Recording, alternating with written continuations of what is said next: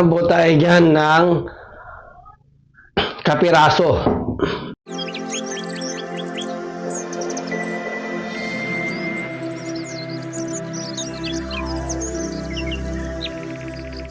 Alright, good evening mga Kamins Mushroom.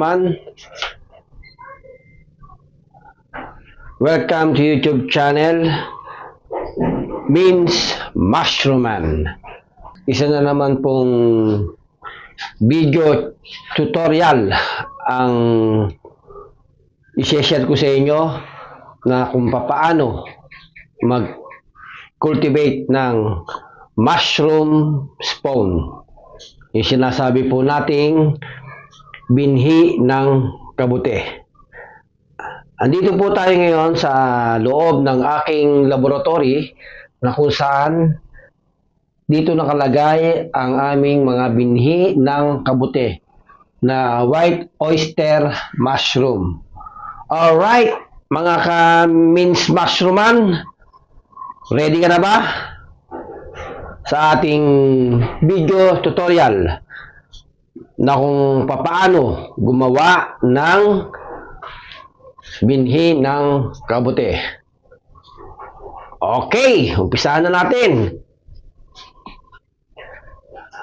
Ito yung ating tinatawag na inoculation chamber. Siyempre, una, kukuha tayo ng ating tissue culture. Ayan, yung nasa bote ng lapad na yan, yung hawak na yan, yan po yung tinatawag nating mother culture na F1. Yan po yung tinatawag natin na first generation ng tissue culture natin na nagmula sa fresh mushroom, ng white oyster mushroom. Okay? Ipapasok po natin yan sa loob ng ating chamber. Ayan. At kukuha tayo ngayon ng ating binhi. Okay. Siyempre, bago tayo mag-start, mag-sterilize po tayo ng ating kamay. Ayan. Ang pag-sterilize po natin ng ating kamay hanggang braso. Right? At siyempre, make sure na wala tayong relo, singsing, o anumang uri ng alahas sa ating mga kamay pagka tayo magkukulture o maggagawa ng ating binhi ng kabute. Okay.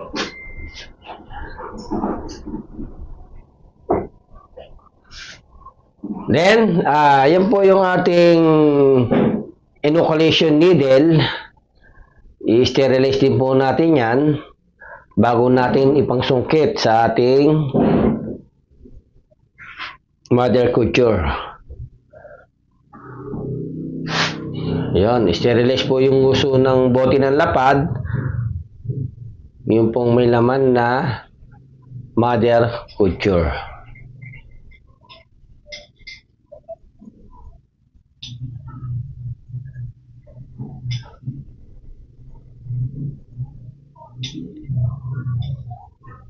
Kukuha lang po tayo dyan ng kapiraso para po ilagay natin dito sa ating yung may laman na sorghum dito sa bote ng ketchup. Yan po yung tinatawag natin na sorghum. Yan po yung magiging binhi natin ng kabute, mga Kamins Mushrooman. Ayan. Kailangan po, maingat po tayo dyan dahil mataas po ang contamination. Pag tayo po ay nagpabaya sa ating process, ay po, ganyan po dapat ang kanyang itsura pagka po nasa loob na ng bote ng ketchup yung ating nilagay na tissue culture. Okay. At syempre, lalagyan po natin yan ng papel. At takpan po natin.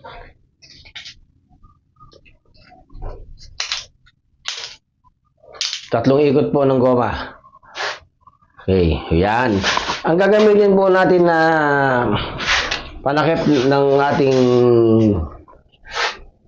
kinulture. Ito po, ganito pong papel ang gagamitin natin. Ano tawag ito? Manila paper. Ito po yung Manila paper na tinatawag natin. Ayan. Para po, hindi po pwede yung tayo gumamit dito ng yung papel na Marumi. yung gaya ng Natasha. Kaya yun, hindi tayo pwede gumamit doon dahil hindi po papasukan ng oxygen. Kailangan din po na pasukan din po siya ng oxygen. Yung ganito po, manipis lang po to. Ayan.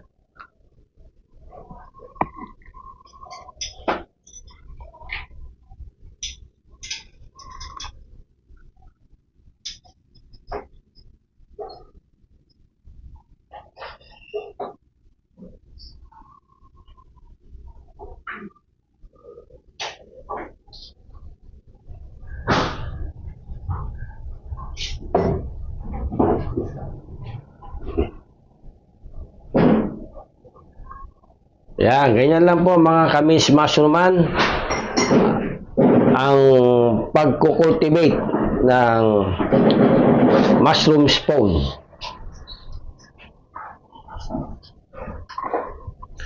Yung pong bulak na gagamitin natin, pwede po na bunel, basta po siguro din po natin na malinis.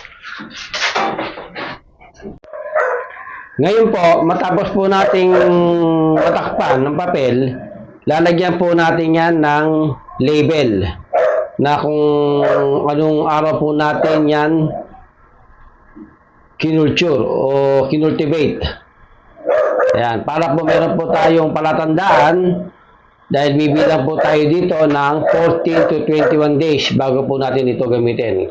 Ayan, mga kamis mushroom-man, ganyan lang po. Kahit saan po kayo maglagay ng label dyan, kung saan nyo po gusto, kahit sa papel o sa bote ng ketchup, pwede. Ayan, yan lang po ang ating gagawin.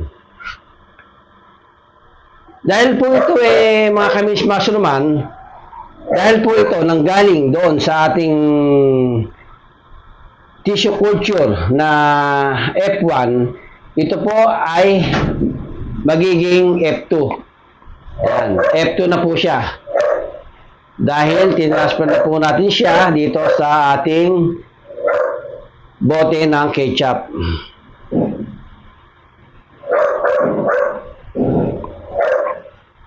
Alright, mga kamis mushroom-man, ayan, pagkatapos po natin na may process na yung ating ginagawang binhi, ilalagay na po natin siya sa tamang lagayan dito sa ating salansanan. At kailangan po, ang pagsalansan po natin ng ating ginawang binhi, meron pong space. Yan, ganyan po ang space niya. Huwag po natin pagdidikit-dikitin ng bote na ganyan. Lagyan po natin siya ng space para po makahinga po ng maayos yung ating ginawang binhi. Dahil po, itong ating pong ginagawang binhi, meron po itong buhay na kinakailangan po meron din po silang tamang ventilation sa kanilang room. Yan, sa kanilang kinalalagyan. Kaya kailangan po, ganyan po yung ating pagsalansan. Pagka po tayo gumagawa ng binhi ng kabute.